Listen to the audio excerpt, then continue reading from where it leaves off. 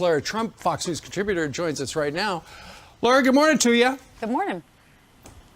Good morning, guys. By the way, another stat on Charlotte. It is 4 hours away from my hometown of Wilmington, North Carolina, in case anyone wanted to know. There you go. That's right. That's where you went to go shopping, right, when you were a young girl. You still are young. We went to Raleigh or we went to Charlotte. Yep. We did too. It's great to have you. Yesterday at the White House, our correspondent asked Jen Psaki about something that your father-in-law did a number of times, and that is go to our southern border.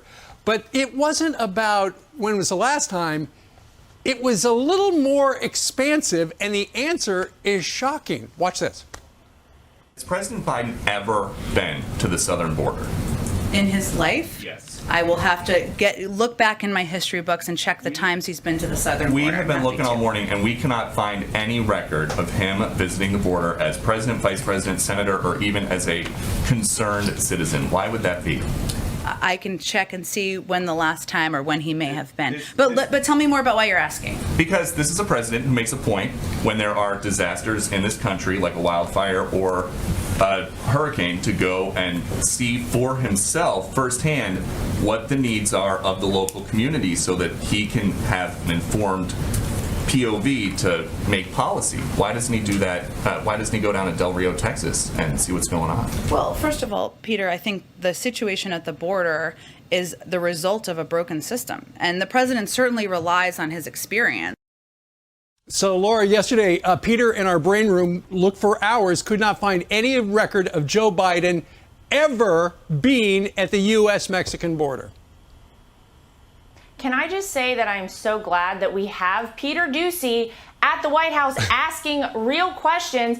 And they shouldn't be tough questions, by the way. These are very straightforward questions that should be easy to answer. But it seems to give the press secretary there a real hard time when he's there. We're very fortunate to have him asking actual questions.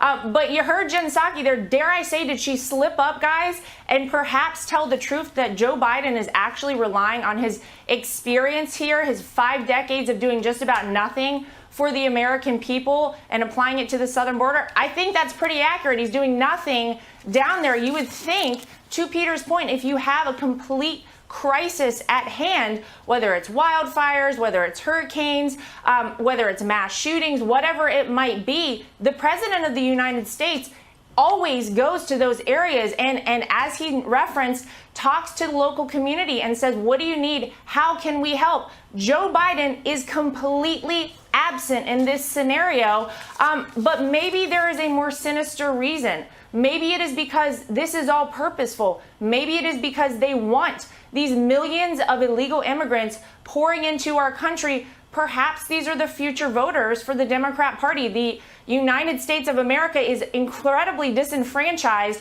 with what we have seen in the first 8 months of the Biden presidency. So you have to ask yourself, is there a bigger reason he hasn't even bothered to go down there? Maybe they want it to happen. The closest we could find was Guatemala in 2014 to address root causes. Sound familiar? Yeah. All right, Brian? Yeah, just in the New York Times today, they said when he was drawing up his immigration policies, officials in his cabinet were saying that maybe you should hold on to the Trump policy known as Remain in Mexico, at which time he decided not to do that because Trump had become so toxic. So rather than solve the problem, he wanted to play politics. It sounds exactly like Afghanistan. It sounds exactly like Afghanistan. And yeah, we have a solution. It is to do what Donald Trump did, because that was working. Finish the wall. We saw that they had to build basically a wall with vehicles down there to stop people from coming over the border. Walls work. We know that. Finish building the wall. Keep the Remain in Mexico policy. Re-implement the policies that the Trump administration had put in because they were working. But Joe Biden couldn't help himself. He had to do away with every single thing that Donald Trump had put in place. So you're right, Brian. It's preposterous to see this happen in America, that this guy would rather play politics than protect the American people. But sadly, that is what we have on our hands right now with Joe Biden as president. I know when your father-in-law was president, he was pro-Israel and supported the Iron Dome, which has saved the lives of so many Israelis. We normally contribute to the Iron Dome, and we were supposed to give $1 billion for that defense system. And the funding was removed on Tuesday from this government funding package after a lot of pressure from the squad. There is now a Democrat from Connecticut, Congresswoman Rosa DeLauro. She's the House Appropriations Chair. She wants that funding put back in place. Good. And she is introducing a new bill. She says the United States' commitment to the security of our friend and ally Israel is ironclad. Replenishing interceptors used to protect Israel from attacks is our legal and moral responsibility. While this funding would ordinarily be included in a year-end spending package, we are advancing this legislation now to demonstrate Congress's bipartisan commitment to Israel's security as part of a Middle East with lasting peace. So why do you think the squad is against giving Israel this money which protects their people? Well, sadly, Ainsley, they've shown that they hate Israel. They have not made any bones about it. Every way possible, they have shown their anti-Semitism at every single turn. And it's horrible to see. Israel is our Middle Eastern ally. They are the only free nation in the Middle East. And gosh, we ought to protect them. We ought to want to protect that country, and we always have. But I think the scariest part of this is if you ever wondered who was actually in control of the Democrat Party, if these women could take $1 billion and make it $0, basically in the matter of hours, that's your answer. These are the people running the Democrat Party. It was not hyperbole when we suggested that there were socialists running the Democrat Party. It is these women, and here is your proof. And that is a really scary thing for the future of America. If decisions like this can be made by a very small group of people who do not represent the average American, whose values are far outside of the bounds of anything that we have ever considered American, what does that say for the future of our country if these are the people now in charge? Yeah. Listen, Mac Miller, who is running for lieutenant governor of the great state of Nevada, went to the people in charge of Clark County in Nevada, and he wanted to speak on behalf, his point of view. They were talking about COVID and all sorts of things. There he is being dragged out of the meeting. They rammed him into, I'm sure it was accidental, but nonetheless, they threw him through a metal detector. Here he is talking about what happened and what he thinks, why it happened. Here he is, Mac Miller. The county commission meetings are supposed to be run by the commissioners for the people of Clark County here in Nevada.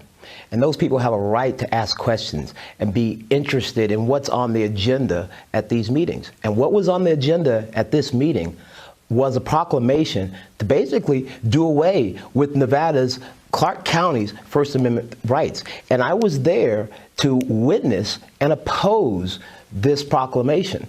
And that didn't get to happen because I was attacked after trying to defend the people in this county. They will never stop me, Mac Miller, from being able to defend them, and they'll never prevent me from coming out to defend the people of this great state of Nevada.